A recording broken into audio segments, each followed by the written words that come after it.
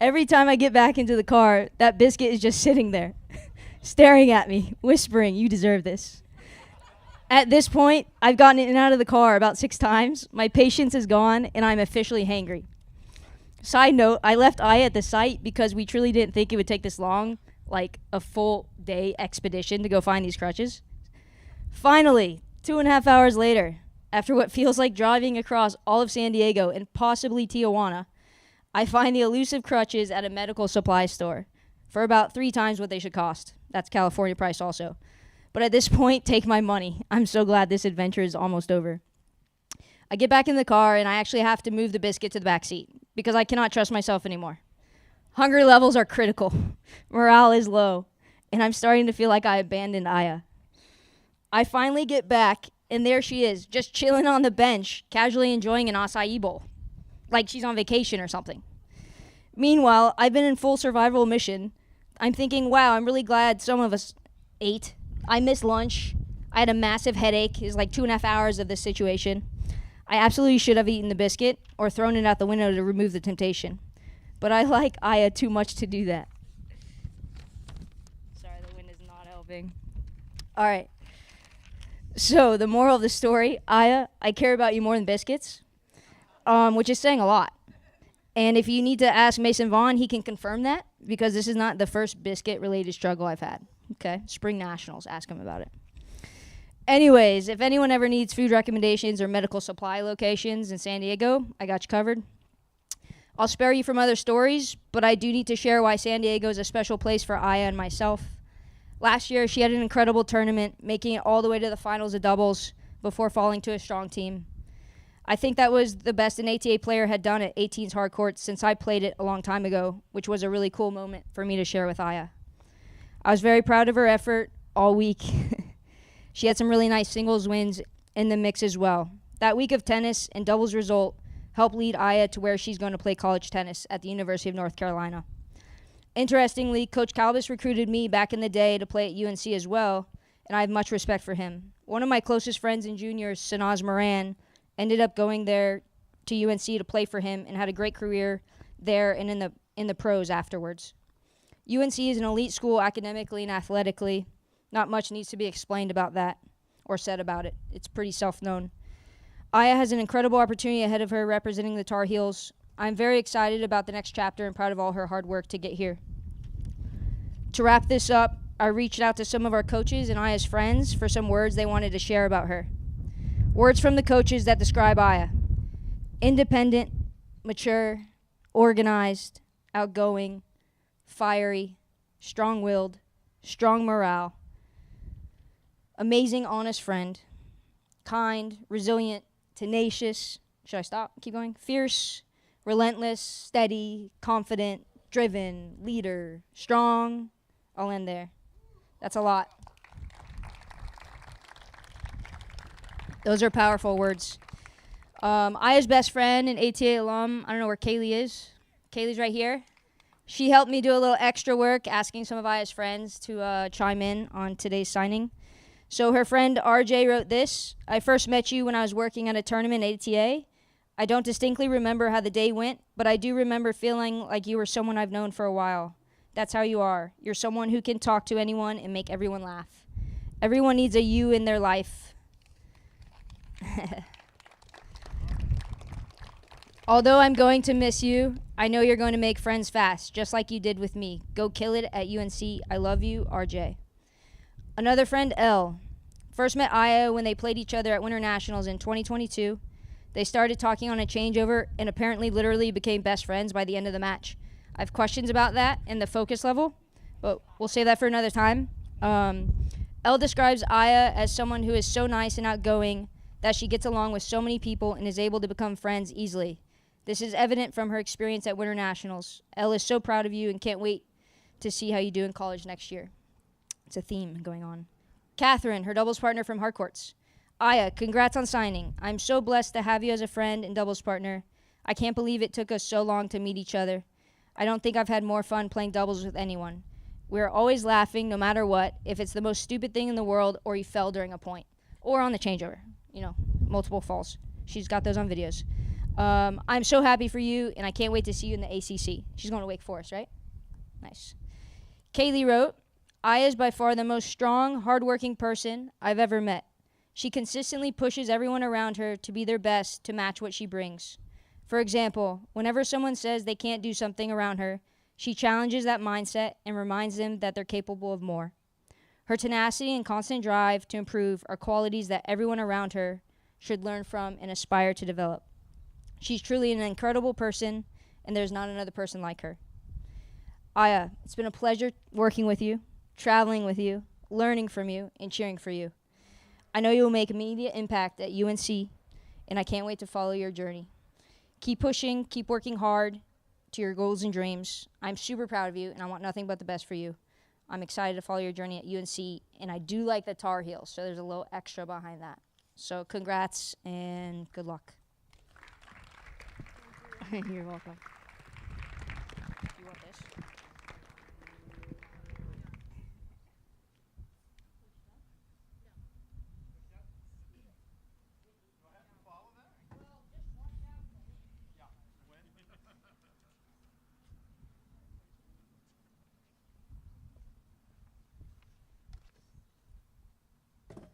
Due to my advanced age, I'm going to sit with Aya up here and enjoy. Wasn't Ashley amazing? Wow, that was really good, Ash.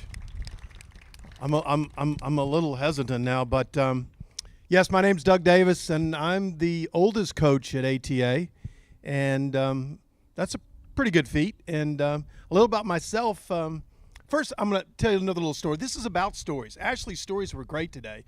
To be able to hear from them, hear her stories at the tournaments, and go through that process with her, it's really cool to hear. So this is about stories, and I'll tell you a little about my story. I got started in tennis from my dad, and my dad was a high school football All-American in Vernon, Texas. Funny enough story is he got a scholarship at A&M, and they didn't have any money. It was depression, and he hitchhiked from Vernon, Texas to College Station. He hitchhiked, and each night he would stay in a jail because it was the only place he could get a bed, and it was clean, it was safe. And he just put a knapsack on his back, and he walked to College Station, Vernon. And that's above Wichita Falls. So that's a pretty good walk. That's a pretty good lesson. He started out as a football player. I got to watch him in that process. He went on to be a chief petty officer on a battleship, and he came back from college and couldn't play football at TCU because there was no girls at A&M, so he had to go to TCU. Long story short, he went where the girls were, and he started hanging out at the tennis courts. This is truth how I got here, because he found my mom at the tennis courts at TCU. They started playing tennis, and they literally got married, and here we are today playing tennis. He introduced tennis to me after football. I was playing football, basketball, baseball, and when he introduced tennis to me at 11, I just fell in love with it. I couldn't believe that you could get the ball every time and be a quarterback, call all your plays, be responsible for everything. That was so exciting to me. So I got into tennis that way, and ever since I've had a passion for it. And I really think I sit here today because of that opportunity. And so I bring that story because it's important. I went on to play that and become the first high school state champion in the history of Lubbock, Texas. And so those opportunities for me, I'm related, and I think about those things for someone like Aya. And but I'm backing up because I don't want to forget someone. Long story short, my wife over here, Lisa, is here with us today. On January 10th, she had a massive heart attack and survived it. And she's here, and I'm grateful for that. And I just don't want to pass up the fact that I'm recognized that you're here and you're supporting me and Aya. So stories there's all kinds of stories. Every one of you's got a story. Your families have a story. You're going to live those stories. You're going to be able to share those stories. And we're here for that today. It's all about the stories, and Ashley's were great.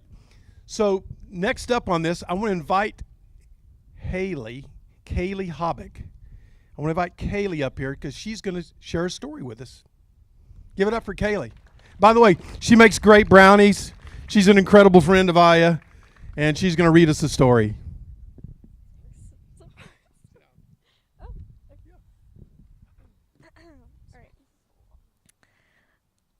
Hello. So, Once there was an old man who lived in a tiny village. Although poor, he was envied by all, for he owned a beautiful horse. Even the king coveted his treasure. A horse like this had never been seen before. Such was its splendor, its majesty, its strength. People offered fabulous prices for the steed, but the old man always refused. "This horse is not a horse to me," he would tell them. "It is a person. How could you sell a person? He is a friend, not a possession. How could you sell a friend?" The man was poor and the temptation was great, but he never sold the horse. One morning he found that the horse was not in the stable. All the village came to see him. "You old fool," they scoffed. "We told you someone would steal your horse.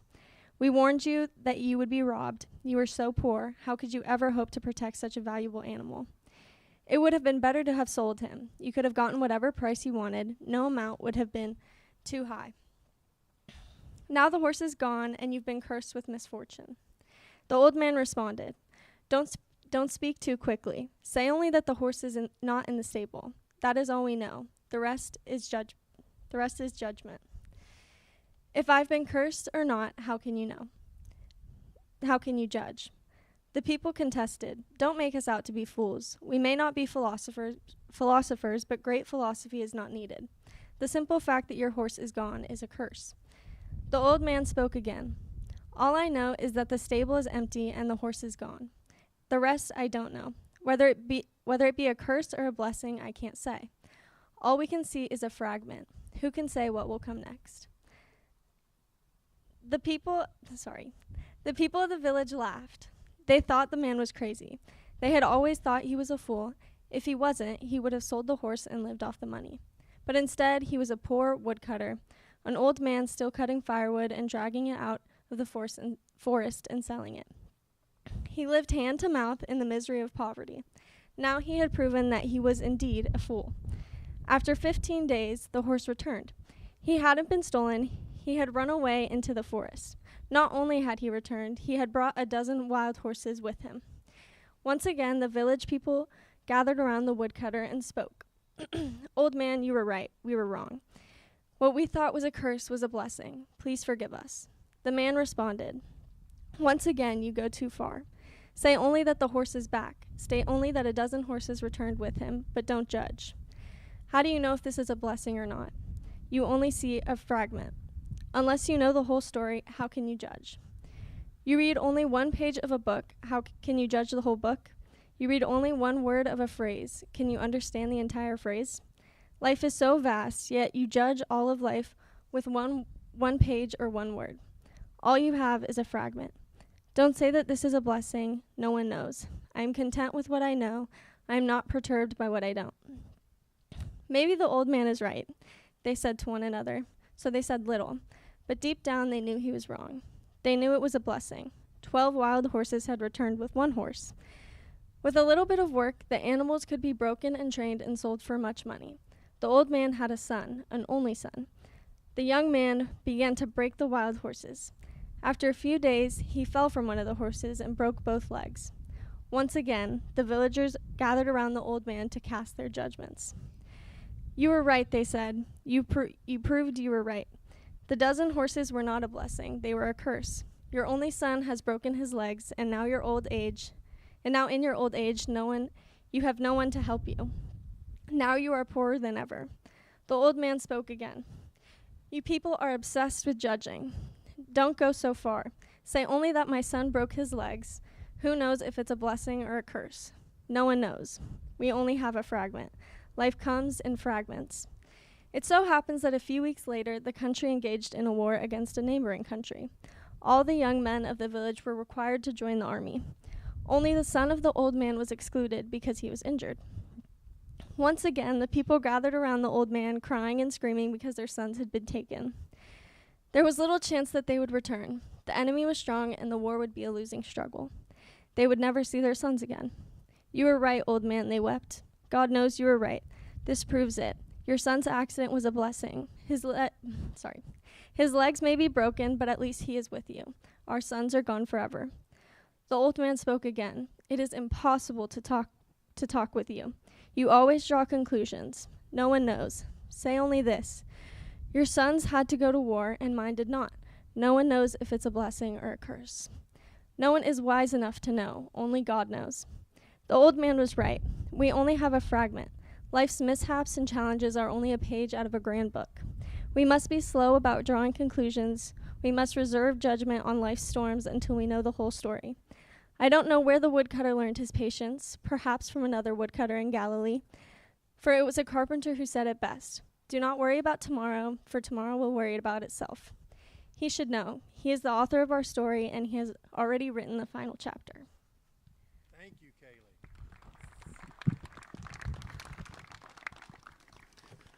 Okay, so I know that was an amazing challenge to read like that, and she did such a great job. But bottom line is we're having to look through woodcutters, and I kind of started the opportunity, and I looked at this, and I know that our parents are our primary woodcutters at ATA, and they are the ignition for our children at ATA.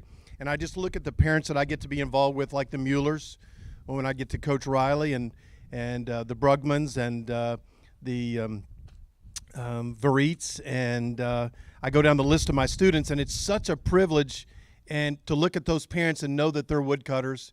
And I look at our staff and say, okay, from all the way down from Coach Jack. I mean, Coach Jack's an most amazing woodcutter. For the last 20 years, the number of times that I've judged a situation and he hasn't, and he would flip it into the other way and saying, you don't really know what the truth of this really is, and you got to walk it out. And he's a fantastic woodcutter. And I look at so many of the people that I has been able to be involved with, which has been very instrumental in her development. Coach Ashley, our coaching staff, Dio, Carol, Andrew, the teachers. That's really what we're involved in here. We get the opportunity all to look through and help her in this process and be woodcutters. And I think that story's really important for us to remember. I know I have to do it on a daily basis. I think my biggest woodcutters that I've had that have helped me the most are Melvin and Dorena. 5 years ago, I think it's about 5 years ago, they came and they got to visit the ATA. And one of the people who was so instrumental in that was Ken Erickson, who plays at LSU now.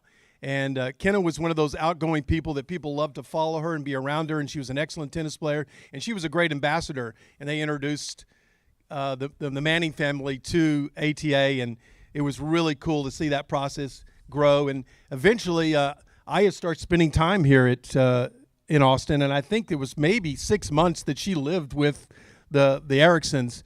And if it wasn't for them, she probably might not even be here. But she told a really interesting story about COVID and when she was when Kenna was staying with him, and they were in the room together, and they had to stay 6 feet apart, and they would watch TV together, and she would lie down in the hallway to wave at Kenna and watch the TV together. And so those kind of times and those kind of families enabled her to come to this program and be a part of what we're doing. And so ambassadors matter, woodcutters matter. Really cool to see that process. I'm really grateful for the Erickson introducing her to us. I remember sitting on the court when Aya was 13, and we would come out and we'd sit right back over in that corner when she was 13 and 14, and I'd have a bench there, and half the lesson would be her really trying to get out the challenges she had. Often it would be her lamenting about some of the challenges. There'd be some tears, and we had a lot of sessions that were on the bench, and you watched her go through this process as a 13, 14-year-old. Moving from Dallas to here, that's challenging.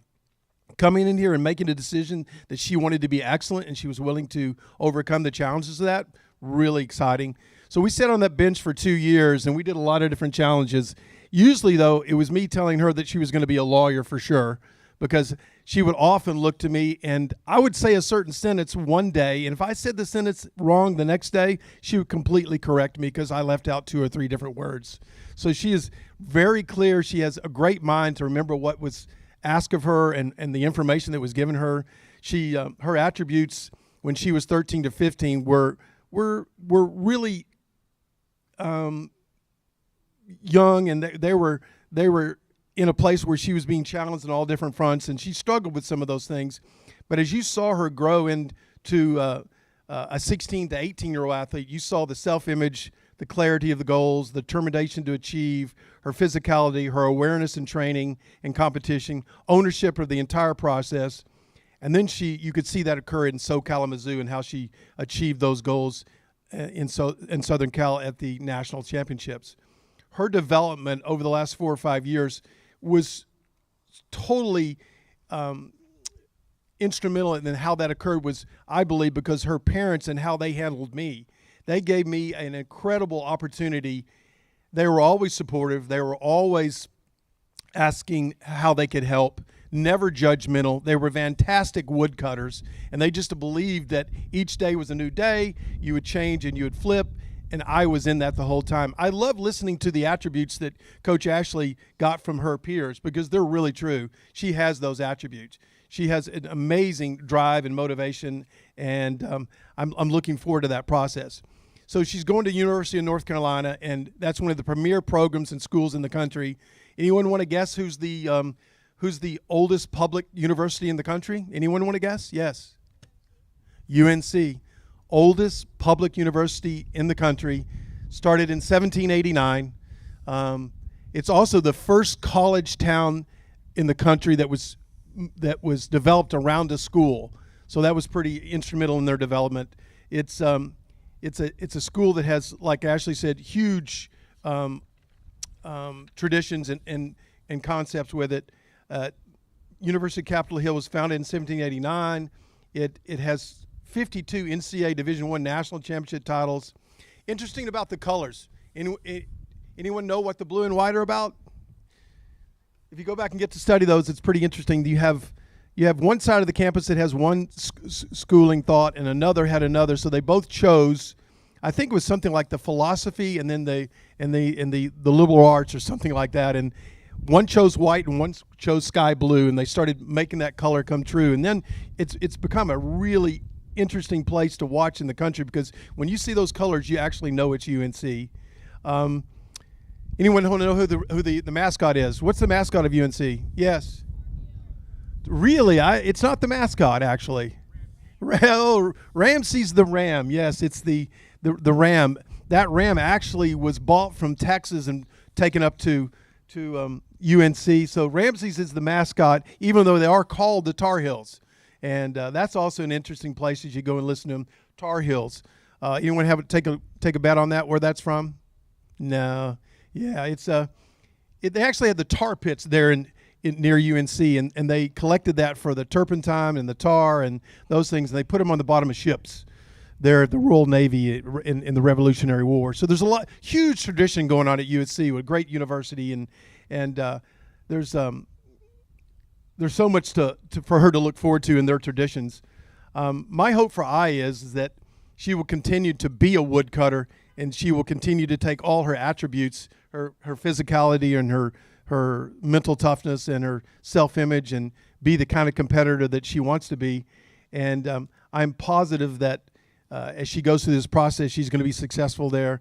And it's been an amazing opportunity just to go weekly to the court and be involved with her motivation and her development. And I just love her to death, and I'm going to miss her. And I know that she will become one of the woodcutters, and God's going to support her, and I'm just grateful to be a part of this process. Thank you, Aya.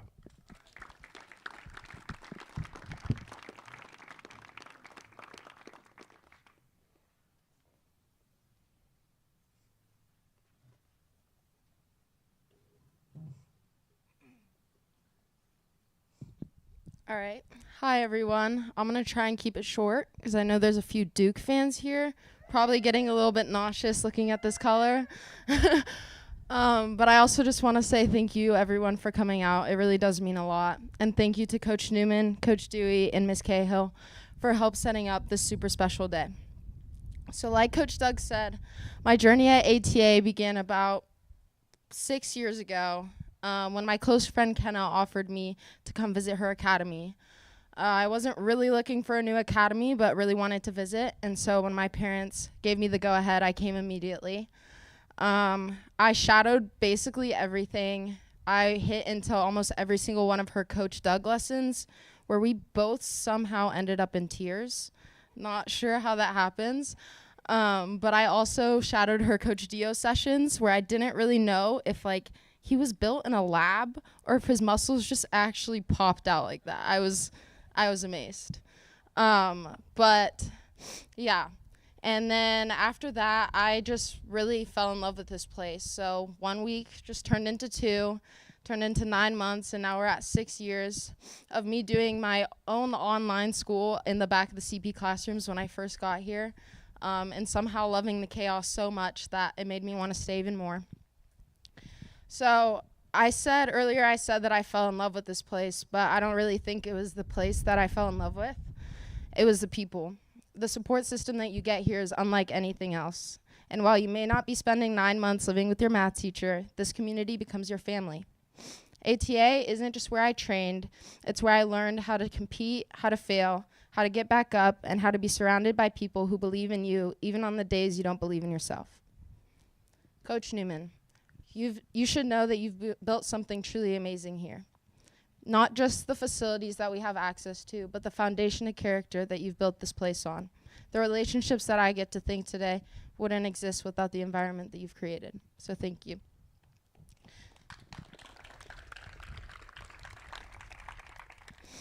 Honestly, some of the biggest lessons that I had to learn didn't come from the perfect practices or the big wins.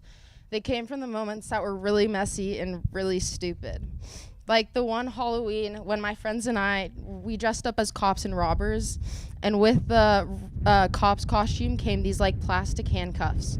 So my close friend Vicky and I thought it would be a brilliant idea to try and play the annual Halloween 105 handcuffed to each other.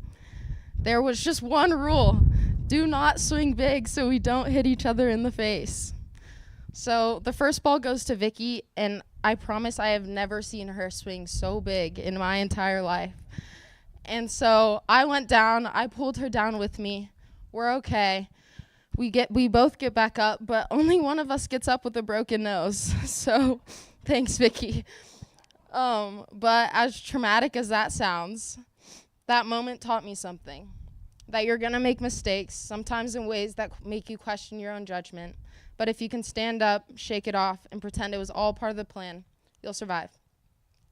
To my family, Dad, before every match, whether you're in the stands or on the phone from across the country, you give me the same 3 words: calm, cool, and collected. Honestly, you could just say, be more like me out there, kid, and we would be at the same thing.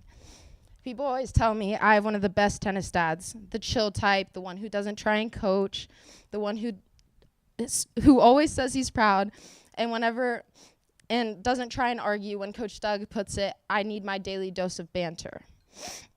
But they're not wrong. You've been there for every version of me, every meltdown, every comeback, and honestly, I wouldn't trade my chill, steady, and occasionally too patient tennis dad for anything.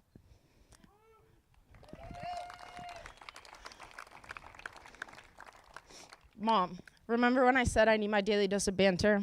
That's where you come in. Jokes aside, you were my first example of what strength, discipline, and passion look like.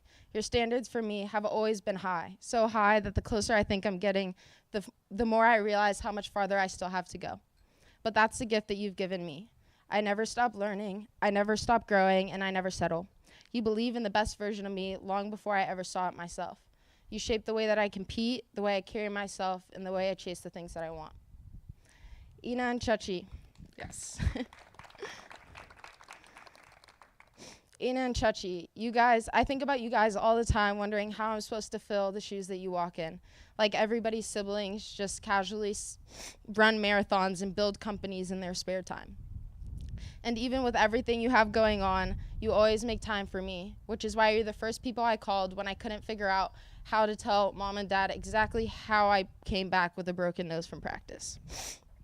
But the truth is, you both set the bar so high not to intimidate me, but to show me what passion looks like when you actually commit to it. I don't know if I'll ever fully fill your shoes, but I do know this: because of you guys, I expect more from myself. Auntie, Grammy, and Granddad. Auntie, Grammy, and Granddad, thank you guys for being my escape when life at home got too crazy. Your constant support, love, and care has allowed me to grow into the person who does everything I can to represent our family well. So much of who I am comes from the values that each of you guys has poured into me. Kaylee, you check every box. Yes, please. Kaylee, you check every box of what a best friend is supposed to be. I laugh with you, cry with you, steal your clothes, and somehow always end up taking your advice, even when I claim it's terrible, which it never really is. I don't remember the last time I played a tournament and you didn't ask for the live stream link. But honestly, like, who wants to watch junior girls play tennis? I don't know, but you do it anyway. Whether you're 7 minutes or 1,700 miles away, it's comforting knowing you're always in my corner, no matter the distance. And then there's Coach Doug, who taught me that tennis will humble you, whether you're ready for it or not. Like the day that I was hitting with him and Alexander, and for once everything was going great, feeling good, hitting clean, great rhythm. I actually kind of looked like I knew what I was doing. And then out of nowhere, they decided to take a 2-minute break to discuss a very important matter. So I'm kind of standing there, I'm waiting for the next ball to be fed, and then all I see is Coach Doug talking to Alexander. He goes like this. Yeah, so that's when I realized that that very important matter that they were discussing was golf. So after that, as soon as Coach Doug started talking about his swing, mine just completely different, like disappeared. I mean, I went from hitting lasers to like shanking balls into different zip codes. It was really bad. But I learned a lot from that day. Not only did I learn how to handle distractions, that I needed to learn how to handle distractions better, but it was those types of days that taught me the most. Not the perfect days, but the messy ones. The days where you're frustrated, tired, or the smallest thing sets you off. Because every time I had one of those days, someone here helped me get through it. So Coach Doug, thank you. You were right. Everything worked out. Through every doubt, frustration, prayer, and tear, you never left my side. Your ability to know when to push me and when to support me is something I don't appreciate enough. And while your motivational speeches sometimes come in the form of single boom emojis, if you've ever texted Coach Doug, you know like exactly what I'm talking about. Your presence has changed the way I see the challenges I face, the relationships I have, and most importantly, how I see myself.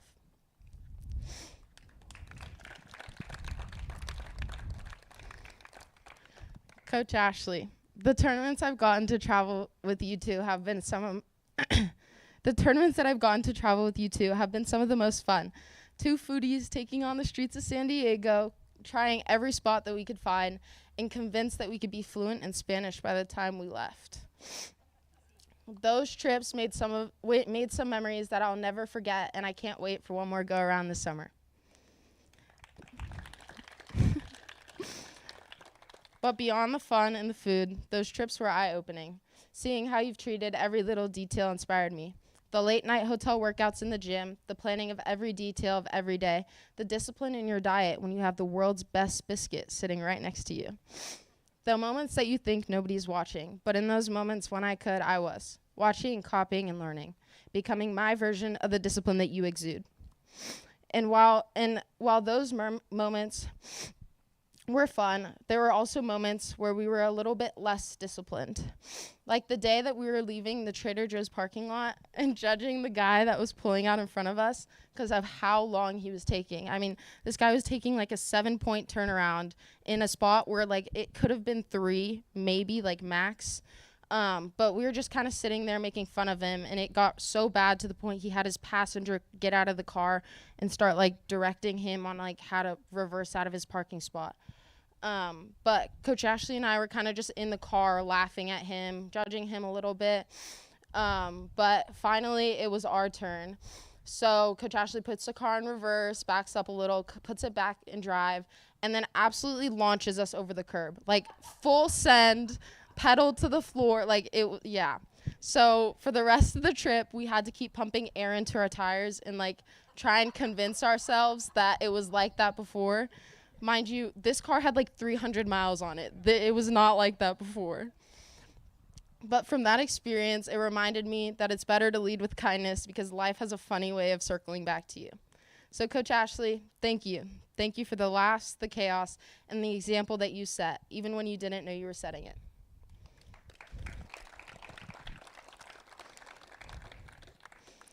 Coach Dio, the energy that you bring is unmatched. You show up to every session with a fire that is difficult to put into words but impossible not to feel. But it's not just your coaching, it's your whole vibe. Your style, your dance moves, the way you carry yourself. There's just no one like you.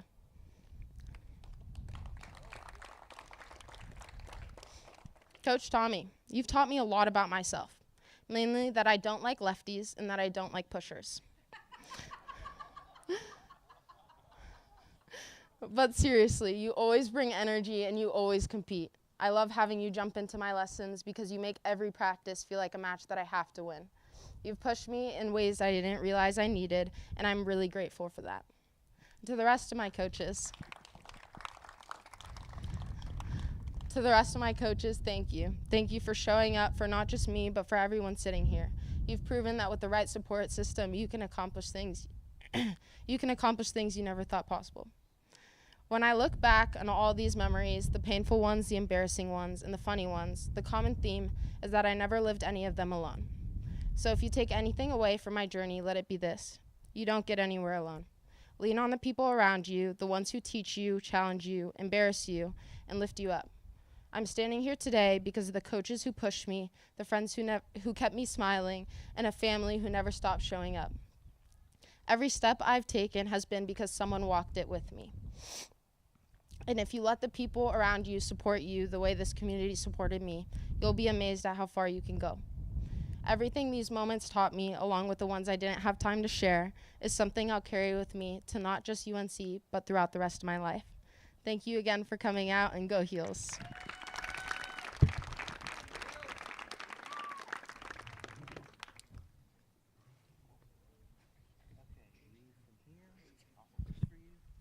And then sign, yep, from here on this day, and then sign at the bottom.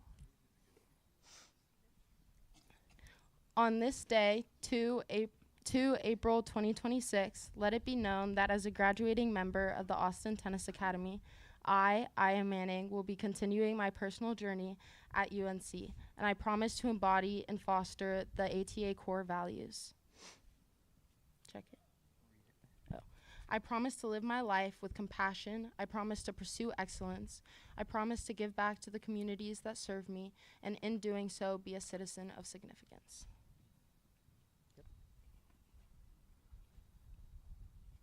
Congratulations, Aya. Aya and her family invite you to enjoy cupcakes and cake. If your parents are waiting for you, you can take your cupcake to go. So I put Coach Doug's and Coach Ashley's speech in here. Okay. I'll give that to your mom to save, so you can put this maybe in a little frame. Good job. Great speech.